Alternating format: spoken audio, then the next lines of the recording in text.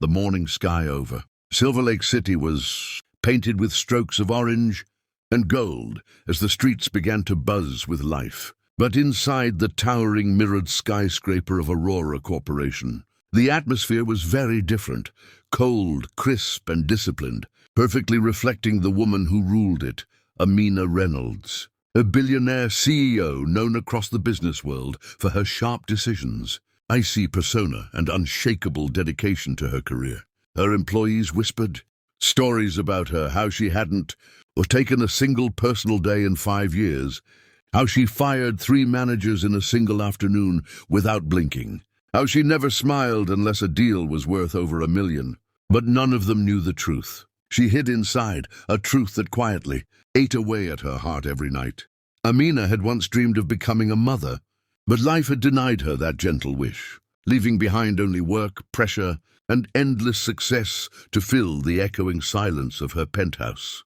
That morning, however, something happened that Amina would remember for the rest of her life. As she stepped out of her black SUV, adjusting her blazer and preparing for another intense day of meetings, she noticed a small figure sitting on the marble steps of the entrance, a tiny girl, no older than 6, wearing a faded yellow dress, hugging a worn-out teddy bear missing one eye.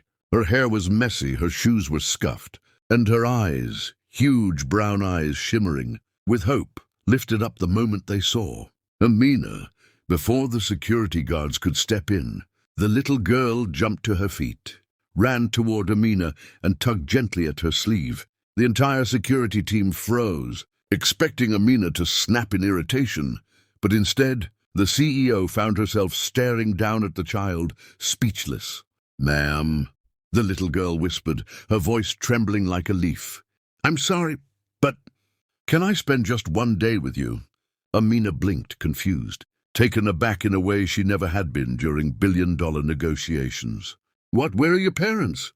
she asked, her voice sharper than she intended.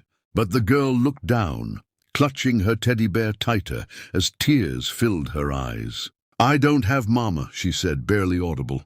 "I lost her last month, and people say I look like you. And I thought maybe you could be with me for 1 day. I just miss having someone to call Mama, even if only for a little while." Her innocent, heartbreaking words cracked something inside Amina that had been sealed shut for years. She felt heat behind her eyes, something she thought she had forgotten how to feel. Employees gathered quietly behind the glass doors, watching with widened eyes. Amina Reynolds, the ruthless CEO, was standing utterly frozen in front of a crying child who called her "Ma'am" with the longing of a daughter. Amina's throat tightened as she knelt, slowly, something no employee had ever seen her do. "What's your name?" she asked gently. The girl sniffed and whispered, "Lana." That moment, something invisible and powerful formed between them, a bond built not by blood, but by ache, by loneliness, by 2 hearts searching unknowingly for each other. Amina wanted to walk away. She had meetings, deadlines, investors waiting, a reputation of steel to maintain. But the little girl's trembling hand held onto her so tightly, as if letting go would shatter her completely. 1 day, just 1 day, Lana repeated, hope flickering like a fragile candle. And for the first time in her life, Amina Reynolds cancelled every meeting on her schedule. Gasps echoed through the halls as her assistant nearly dropped her tablet. The CEO took Lana's hand and brought her inside. She had no idea that this simple choice would change everything. Not just her life, but the entire future of Aurora Corporation. As they walked through the office, Lana's presence softened the sterile corporate atmosphere. Employees smiled at her innocence as she whispered questions about the computers, the coffee machines, even the office plants. Amina, walking beside her, felt something warm and unfamiliar blooming in her chest. She bought Lana breakfast from her private executive kitchen, wiped crumbs from the girl's cheek, an action so tender that Amina herself was startled, and showed her the view from the 60th floor office, where clouds floated so close they looked touchable. When Lana pressed her small hand against the glass and giggled, "It feels like Mama is up there watching me." Amina felt her heart twist painfully, an emotion deeper than sympathy, sharper than grief.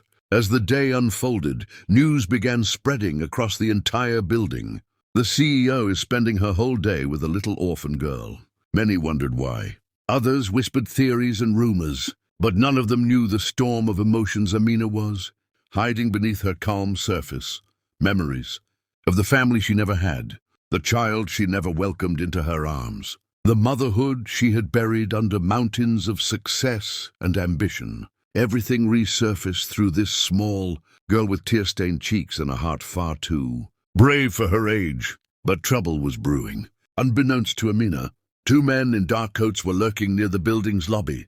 One of them held a document, folder with Lana's name printed across the top. Foster officials, but not the good kind. They belonged to a corrupt private foster home run like a business, one that saw children not as humans, but as profit.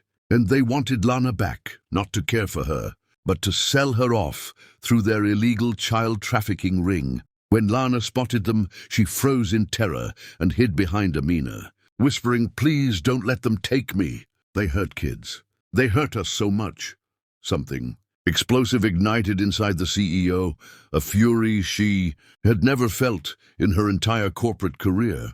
She stood in front of Lana, straightening her shoulders, her eyes burning like fire. "Nobody will take this girl unless I say so," she declared, her voice echoing through the marble lobby with a force that made even the security guards stiffen.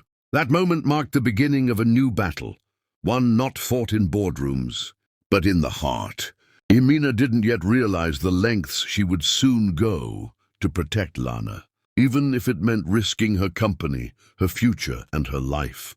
For the first time ever, the CEO had a purpose beyond business, a little girl who needed her, even if just for a day. But fate had already decided this was not going to be just one day. It was going to be the beginning of a story that would change both their destinies forever. And as the scene faded, a warm narrator's voice whispered to the viewers, "If you're feeling the emotion in this story, don't forget to subscribe to the channel because Chapter 2 is coming, and it will melt your heart even more." The next morning, as sunlight filtered into the CEO's penthouse, Amina found Lana curled up on the couch, holding her teddy bear and sleeping peacefully for the first time in days. Watching her, Amina felt an unfamiliar warmth settle in her heart, a quiet, protective love she never expected would grow so quickly. But the calm didn't last long. A call came from her legal team warning that the corrupt foster group was preparing to take Lana back by force, using fake documents and political influence. For the first time in her life, Amina wasn't afraid of losing a deal. She was afraid of losing this little girl who had unknowingly filled the emptiness in her life. With determination blazing in her eyes, she whispered, "They're not taking you away. Not now, not ever." And so began the fight of her life, a battle not for money, not for power, but for family.